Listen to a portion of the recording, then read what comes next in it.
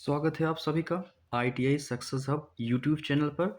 आज का जो स्पेशल टॉपिक है electrician trade theory top 30 previous year question का। और जो टॉपिक रहेगा वो आपका चलेगा आज डीसी मोटर के टॉप 30 क्वेश्चन के बारे में। आई होप आप लोग अच्छे होंगे, स्वस्थ होंगे, मस्त होंगे। आज की जो क्लास है इंपॉर्टेंट होने वाली है और आप लोग चैनल में अंत तक बने रहें, लाइक करें, सब्सक्राइब करें और शेयर करें ताकि आने वाली वीडियोस आपको समय समय पर मिलती रहे।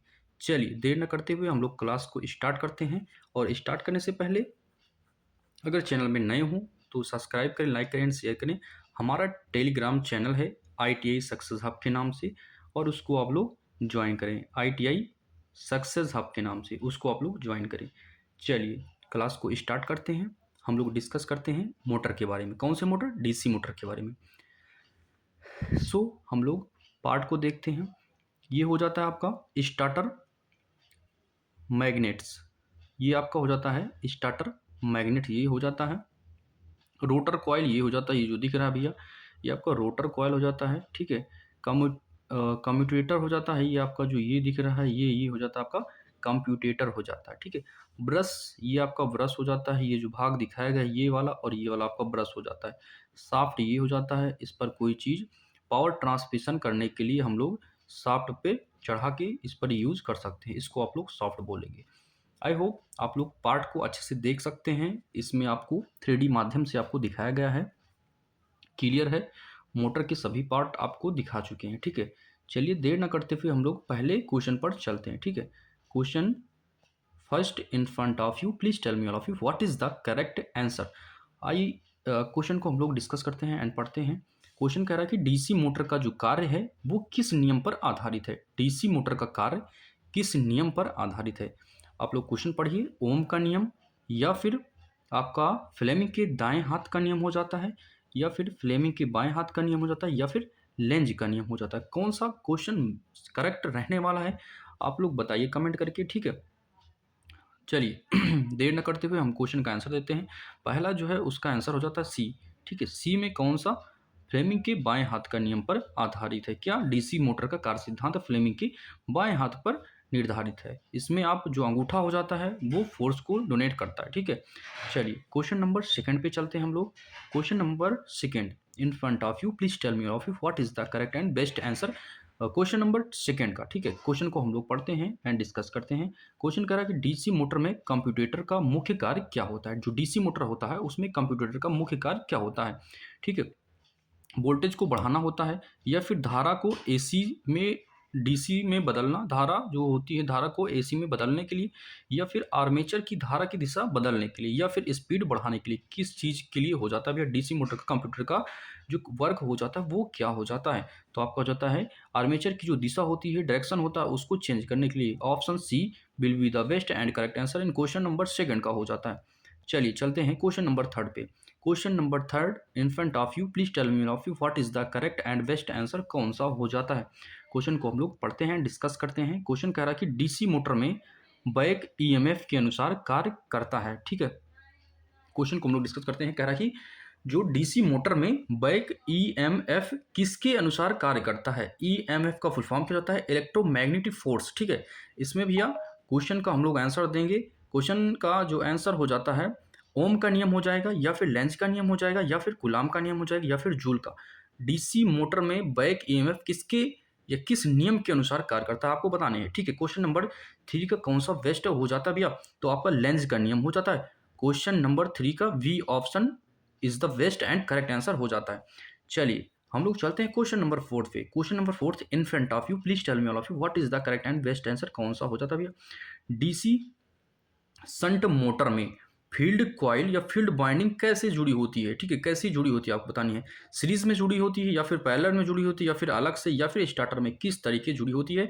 तो भैया जुड़ी होती है, पैरेलल में जुड़ी होती है। Option B will be the best and correct answer. Question number 4 का B will the best answer हो जाता है।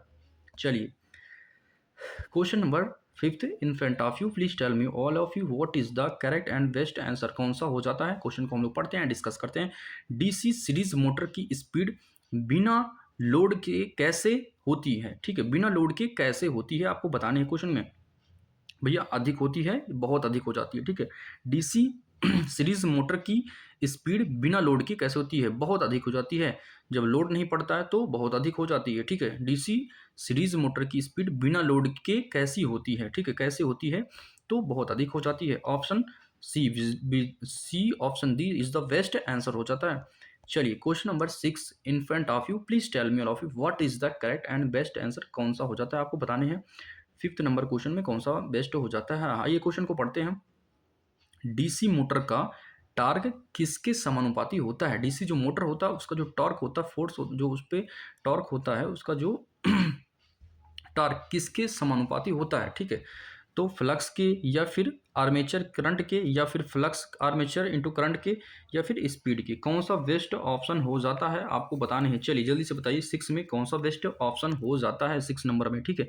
तो 6 में भैया flux into armature current, flux into armature current हो जाता है। Option C will be the best and correct answer हो जाता है। चलिए चलते हैं हम लोग क्वेश्चन नंबर 7 पे। Question number 7 in front of you, please tell me all of you what is the best answer and correct answer हो जाता है।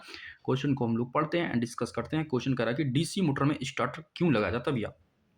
मैंने थ्योरी में पढ़ाया था डीसी मोटर में स्टार्टर का यूज क्या है, कितने प्रकार के होते हैं, एंड डीसी मोटर में स्टार्टर क्यों लगाया जाता है आपको बताने हैं भैया। तो शुरुआती जो करंट होता है, शुरुआती अधिक करंट से बचाने के लिए, शुरुआती अधिक करंट से बचाने के लिए भैया option C will be the best and correct answer हो जाता है, ठीक है। चलिए आपके सामने प्यारा सा शानदार से क्वेश्चन आ चुका है। Question number 8 in front of you, please tell me all of you what is the correct and best answer. 3 point starter में किस प्रकार के या किस मोटर के लिए उपयोग होते हैं? जो 3 पॉइंट स्टार्टर होते हैं, एक स्टार्टर के प्रकार भी होते हैं, एक 2, एक 3, एक 4, ठीक है। ये स्टार्टर के प्रकार होते हैं, ठीक है। तो 3 पॉइंट स्टार्टर किस मोटर में यूज़ किए जाते हैं आपको बताने हैं, ठीक है। तो भैया वो डीसी शंट मोटर के लिए यूज़ किए जाते हैं। किसके? डीसी शंट मोटर के लिए यूज़ किए जाते हैं, ठीक है। डीसी शंट मोटर के लिए यूज़ किए जाते हैं। चलिए आई होप क्वेश्चन अच्छे लग रहे होंगे आपको, समझ में आ रहे होंगे, ठीक है। Question number 9 in front of you, please tell me all of you what is the best and correct answer, कौन सा हो जाता है आपको बताने हैं। 8 नंबर में, सॉरी 9 नंबर में क्वेश्चन को पढ़ के आंसर देना है कौन सा बेस्ट हो जाता है, ठीक है। क्वेश्चन को हम लोग पढ़ते हैं, डिस्कस करते हैं। डीसी मोटर में किस तत्व का उपयोग विद्युत चुंबकीय क्षेत्र बनाने के लिए होता है, ठीक है। आर्मेचर के लिए, या फिर वाइंडिंग, या फिर फील्ड वाइंडिंग, या फिर पोल, ठीक है, या पोल शू या ब्रश के लिए, किसके लिए होता है भैया? तो होता है बाइंडिंग के लिए, ठीक है। कौन सा? Option B will be the best and correct answer हो जाता है। क्वेश्चन नंबर 9 का B is the best answer हो जाता है। आइए चलते हैं क्वेश्चन नंबर 10 पे। Question number 10 in front of you, please tell me all of you what is the correct and best answer, कौन सा हो जाता है 10 नंबर में, कौन सा बेस्ट हो जाता है आपको बताने हैं। चलिए जल्दी से आपको बताने हैं कौन सा बेस्ट हो जाता है आंसर, ठीक है। 10 नंबर में आपको बताने हैं। कुछ टेक्निकल इशू आ गया क्या? 1 मिनट।